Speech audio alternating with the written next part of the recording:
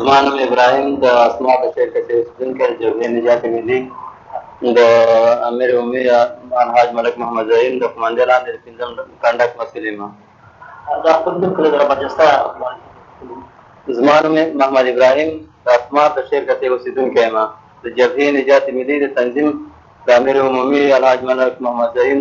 د قومندې لاندې د پنځم کنډک مسؤل یم. تاسو خپل د آخري عملیاتو په اړه څه وایئ؟ د آخري عملیاتو چې کوئ په شاوخوا راځي اوس کوم عملیات اوس کوم ځای کې اوس خبره وه یعنې مخکې بیا تاسو دې خبر ته راشئ کوم عملیات هو مخکې ما عملیات کړي مخکې عملیاتو په وخت کې د اسما په چاونۍ باندې مونږ د هوان او د عدالت د تاریخ ماته خلاصه په د اګست میاشت د ریاست په میاشت کې هو سر د ریاست په ټول تاریخ د آخرت په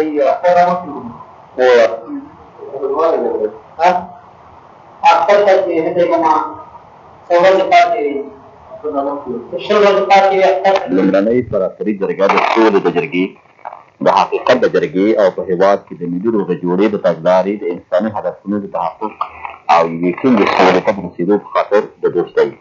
او حتی پاسن د جرګې په توګه نن د غرمې مخکې د کابل پولیټیکنیک په انسټیټیوټ کې پرانیستل شوه. په دې پرتمینه او تاریخي غونډه کې د افغانستان د خلق دیموکراتیک ګوند د مرکزي کمیټې عمومي منشي ملګري نجیب،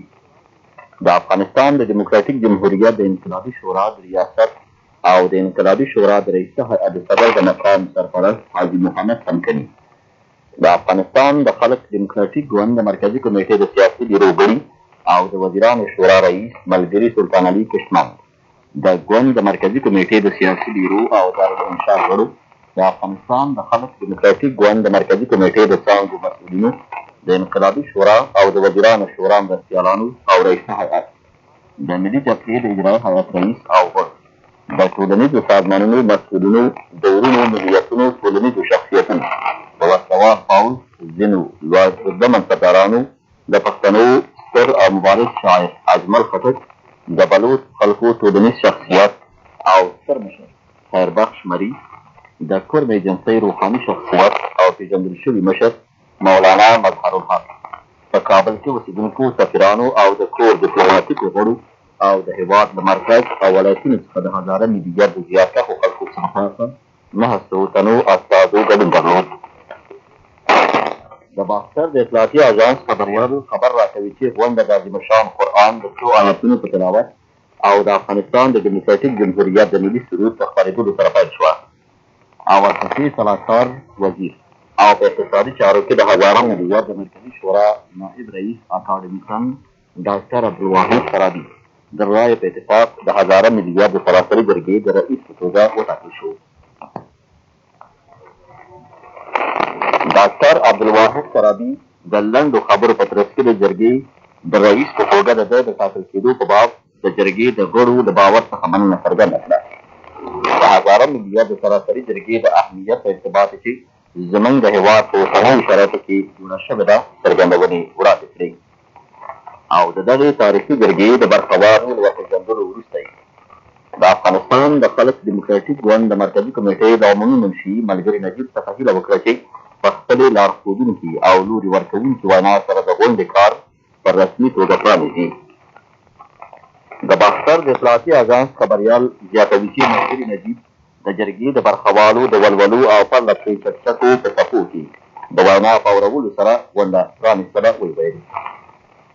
موږ په دې ځای کې د هېواد د راتلونکو او د هزاره خلکو په باب د ښکاره او جدي خبرو لپاره سره راټول شوي یو او غواړم دا څرګند کړم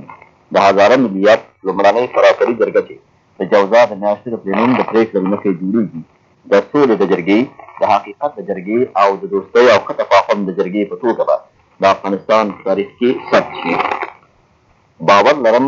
د ملي روغې جوړې د عایتې انقلابي واکمني هغه طرحه کړې ده. موږ به یو خلل نه منونکي واحد ځواک په توګه یو موټی کړي، داسې ځواک چې د دې وس لري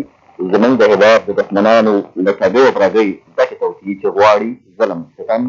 او اساره د تل لپاره په افغانستان کې وساتي په اوبو لاهو کړي. باور لرم چې له هزاره خلکو سره په خبرو کې به نورې ژمنې هېڅکله د کاغذونو پر مخ انګازې خپرې نه کړي او هره کلمه چې د ملي واکمنۍ لخوا تاسو ته څرګنده شوې اوسه خبره ده او ډېر ژر به عملي شي.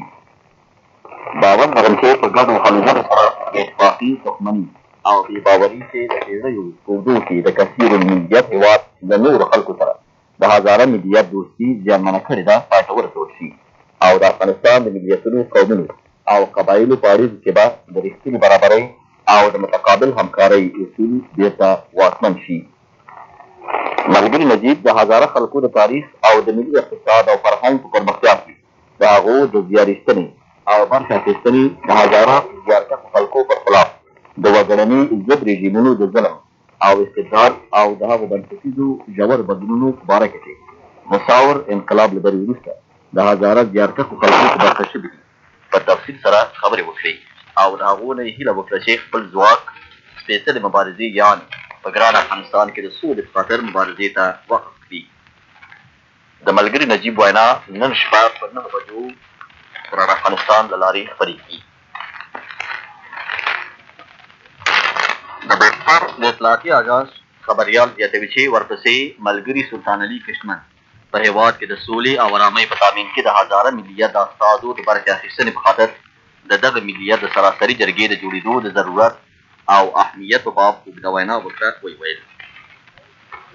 د هزاره ملیت لومړنۍ سراسري جرګه د هېواد د تاریخ د بدلون په پړاو کې جوړېږي. د جګړې او سولې ځواکونه د تورې ارتجاع او طرفۍ ځواکونو سره مخامخ شوي. ډېر ارزښتناک څیز یعنې د زرګونو تنو انسانانو ژوند زموږ د ماشومانو او لمسیانو راتلونکي د دغې مبارزې له نتیجې سره تړلې ده. که چیرې کورنۍ ارتجاع او ورتوات وکولی شي د څو نورو کلونو لپاره جګړه اوږده کړي زموږ ګران هېواد په متروکه سیمه په مرګ او تخریباتو بدل شي. که چیرې سوله بریالی شي موږ به بریالي شو، هېواد به وژغورو او هغه به له دغې ستونزې څخه خلاص کړو. ملګري کشمن د هزاره زیارکښو خلکو د ویاړلو او د سرښندونکو مبارزو او د هېواد د قومونو او قبایلو سره د هغو د دوستانه او ورورګلویزو اړیکو او په تېرو وګړنیز ضد رژیمونو کې د هغو د محرومیت د هزاره زیارکښ ملیت لپاره د انقلاب د ارزښتونو زموږ د خلکو او هېواد پر خلاف د امپریالیستي او ارتجاعي نااعلان شوې جګړې او په هېواد کې د جګړې او وینې تویېدو د سم لاسي بندولو په خاطر د ملي روغې جوړې په باره کې اوږدې خبرې وکړې. ملګري سلطان علي کشمن د خپلې وینا په یو برخه کې زیاته کړه وګړنۍ واکمني چې له بېرته پاتې والي سره یې د غوڅې مبارزې دنده غوره کړې ده غواړي په هزاره جاتو کې د ټولنیزو او فرهنګي پروژو د جوړولو لپاره زیاتې پیسې ولګوي. موږ غواړو چې په هغو ټولو سیمو ولایتونو او ولسوالیو کې چې هزاره ګان پکې اوسېږي طبي مؤسسې له ټولو مخکې د ماشومانو د تداوۍ کلینیکونه پرانیستل شي او د هزاره زیاتکو خلکو ویاړنې د ورځپاڼو کتابونو او د سیمه ییزو مجلو په مخونو او د مرکزي راډیو تلویزیون له لارې منعکس شي. د باختر د اطلاعاتي اژانس خبریال زیاتوي چې له غرمې نه مخکې غونډه کې د غونډې د اساسي وینا په تایید شیخ محمد حیدر د عالمانو او روحانیونو په نمایندګۍ د اکاډمیسن کاندید شاه علي اکبر شهرستاني د روښانفکرانو په نمایندګۍ حاجي دشتي د وسلوالو ډلو په نمایندګۍ ویناوې وکړي. په مربوطه سیمو کې د سولې او امنیت د تامین په خاطر د ملي روغې جوړې د تګلارې په عملي کولو کې ملموس تیاری څرګند کړ. دغه راز د هزاره د زیارکښ ملیت د مرکزي شورا رئیس خادم حسین بیگ د ملي روغې جوړې د تګلارې د تحقق بهیر کې د هزاره ملیت د مرکزي شورا د کار او فعالیت رپورټ وړاندې کړ. وروسته یوه ډله مخکښان د مخکښۍ په خاص نظم سره تالار ته ننوتل. د افغانستان د مخکښانو پیغامي جرګې ته ولوست او رئیسه هیئت ته د ګلو د ګېډیو د ورکولو په ترڅ کې د جرګې له برخوالو څخه غوښتنه وکړه چې په افغانستان کې د جګړې او وژنې د بندولو په خاطر هر اړخیزې هلې ځلې وکړي. ورپسې د ارزګان ولایت نه ارباب سلطان علي، د جوزجان ولایت نه موسی خان، د بادغیس ولایت نه عثمان بیگ د دغو ولایتونو د خلکو په نمایندګۍ خبرې وکړي. د خپلو سیمه ییزو مشکلاتو د حل په خاطر د مشخصو پیشنهادونو د وړاندې کولو په ترڅ کې د غونډې له اساسي وینا سره خپل ننګ او ملاتړ څرګند کړ. د غونډې د لومړۍ برخې کار له غرمې وروسته په 1 بجه پای ته ورسېد. له غرمې نه په وروسته غونډه کې د پروان له ولایت نه سید جان مرزا، د هرات ولایت استازي حاجي سید شاه او محمد سرور د هزاره ملیت د خصوصي متشبثینو د صنف نمایندګۍ د غونډې د اساسي رپورټ په تایید ویناوې وکړي او د نظریو او پیشنهادونو په وړاندې کولو سره د ملي روغې جوړې د تګلارې په تعقب کې د برکت اخیستنې په خاطر پوره تیاری څرګند کړ. دغه راز د افغانستان د خلق ډیموکراټیک ګوند د مرکزي کمیټې د سیاسي بیرو غړي او د قومونو او قبایلو چارو وزیر ملګري سلیمان لایق د ملي روغې جوړې د تګلارې په شرایطو کې د هزاره ملیت د سراسري جرګې د جوړېدو او په هېواد کې د سولې د سمبالتیا په خاطر د هزاره خلکو د لا زیات یووالي او پیوستون په لاره کې د دغې شاندارې جرګې د ارزښت او ارتباط ځینې څرګندېدل. ورپسې د بادغیس ولایت د چهارعماق له ولسوالۍ نه مولوي عبدالغفار، د بامیانو له ولایت نه منا محراب، د بغلان له ولایت نه حاجي سربلند، د بلخ ولایت د چمتال له ولسوالۍ نه نصرالله ارزګاني، د سمنګانو له ولایت نه ارباب مرزا محمد، د تخار له ولایت نه مرزا قمرالدین، د غور له ولایت نه خراده، د ارزګان د ولایت د کندې له ولسوالۍ نه محمد انور یعقوبي او د هزاره ملیت یو تن راټول شوي محایدین د موضوع په ارتباط خبرې وکړي او د ملي روغې جوړې د تګلارې په عملي کولو کې خپل قوت تیاری څرګند کړ. د دې غونډې په ترڅ کې د افغانستان د ډیموکراټیک جمهوریت د ملي جبهې د مرکزي شورا د مبارکۍ پیغام او د قبایلو د عالي جرګې د مرکزي شورا پیغام ولوستل شو. د جرګې د نن ورځې د غونډې کار له غرمې نه وروسته د 5 بجو په شاوخوا کې پای ته ورسېد. د افغانستان د خلق ډیموکراټیک ګوند د مرکزي کمیټې عمومي منشي ملګري نجیب نن مازدیګر د بنګلادیش د کمونیست ګوند د مرکزي کمیټې د سیاسي بیرو غړي او منشمنۍ نه د ناوړه استفادې، الکولیزم، د نشهیي موادو د استعمال او د نورو منفي او اجتماعي ضد پدیدو پر خلاف د مبارزې په خاطر د کابل د ښاري څارنوالۍ د ریاست د کارکوونکو سیمینار نن د لوی څارنوالۍ په تالار کې جوړ شو. د دغه سیمینار په پرانیستونکې غونډه کې د لوی څارنوالۍ مرستیال او د کابل ښار د څارنوالۍ رئیس د فساد او نورو منفي پدیدو پر خلاف د مبارزې د سختوالي په ارتباط د حقوقي ساتنې د ارګانونو ترمنځ د هلو ځلو د یووالي او هماهنګۍ په ارتباط خبرې وکړي. په پای کې د افغانستان د ډیموکراټیک جمهوریت د انقلابي شورا د رئیسه هیئت د صدر مرستیال برید جنرال ګلاقا د یوې وینا په ترڅ کې د سیمینار برخوال د فساد او نورو ټولنیزو منفي پدیدو پر خلاف مبارزه کې خپلو سترو دندو ته له پخوا زیات متوجه کړل. زموږ له هېواد نه د لرې هېوادوالو ښکاره افراطي ډله چې له یوې مودې را په دې خوا د کندهار ولایت د سپین بولدک ولسوالۍ په مربوطاتو کې په تخریبي فعالیتونو او زموږ د هېوادوالو د مالونو په لوټولو بوخته وه، په دې وروستیو وختو کې د هغه ولایت د ویښو امنیتي پوځونو لخوا وځپل شول. په خبر کې ویل شوي دي د سپین بولدک د ولسوالۍ اوسېدونکو د کندهار ولایت د ملي روغې جوړې له کمیسیون سره په مفاهمه کې په خپلو سیمو کې د دغې ډلې د شته والي په باب امنیتي پوځونو ته خبر ورکړ. امنیتي پوځونه د اوربند په رعایت سره سیمې ته ننوتل او له دغې ډلې نه یې غوښتنه وکړه چې وسله په مځکه کېږي، خو هغوی په ځواب کې په امنیتي پوځونو باندې ډزې وکړې او له لیونتوب نه په ډک مقاومت یې لاس پورې کړ چې په نتیجه کې امنیتي پوځونو په متقابل ځواب لاس کړی او د دغې ډلې د 2 تنو مشرانو ملا نازک او سعدالله په ګډون یو شمېر جنایتکاران وځپل او د هغوی مهمات او وسله یې ترلاسه کړل.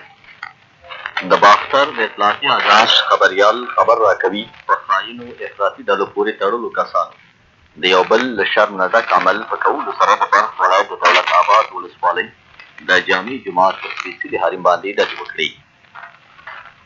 په خبر کې ویل شوي دغو جنایتکار عناصرو د هغې ولسوالۍ د اوسېدونکو په کورونو او ځمکو باندې له ځمکې نه ځمکې ته توغندیو په ویشتلو سره د استوګنې د څو کورونو په تاواني کولو برسېره د دولت آباد ولسوالۍ په جامع جومات باندې ډزې وکړې او زموږ 2 تنه دینداره هېوادوالې د لمانځه په وخت کې شهیدان کړل. د کونا په نامه د کویت اطلاعاتي اژانس د پاکستان د اطلاعاتي خبرځایونو له خولې خبر ورکړ هغه سازمان چې خپل ځان د افغانستان د مسلمانانو حقیقي سازمان بولي د هغه بم د چاودنې مسؤلیت چې تېره چهارشنبه د پېښور په ښار کې په یوه موټر کې وشو او په هغې کې ګلبدین حکمتیار ټپي شو په غاړه اخیستی دی.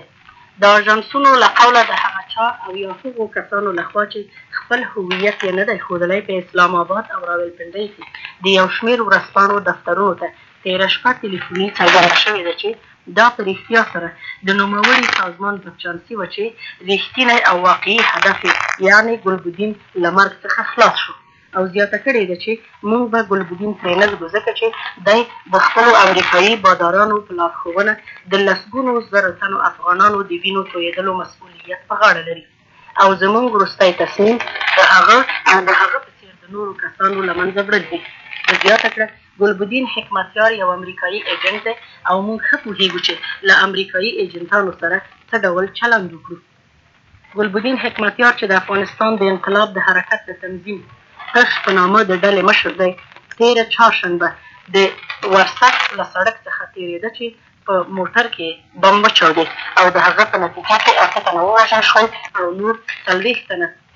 ټپیان شول او د هغو ټپیانو له جملې څخه 4 تنه یې پرون په روغتون کې مړه شول.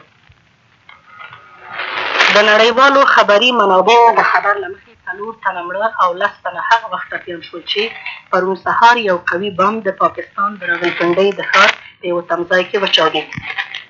د دې ښار رسمي مقاماتو ویلي دي چې دغه بم د هیر وادي د بس تمځای د انتظار په سالون کې چې د اسلام آباد لویه لاره د راولپنډۍ له ښار سره نښلوي ځای په ځای شوی و. لیدونکي وایي چې دغه بم د پاکستان پایتخت ته نږدې 45 دقیقې مخکې له هغه چې د پاکستان صدراعظم محمد خان جوړېدو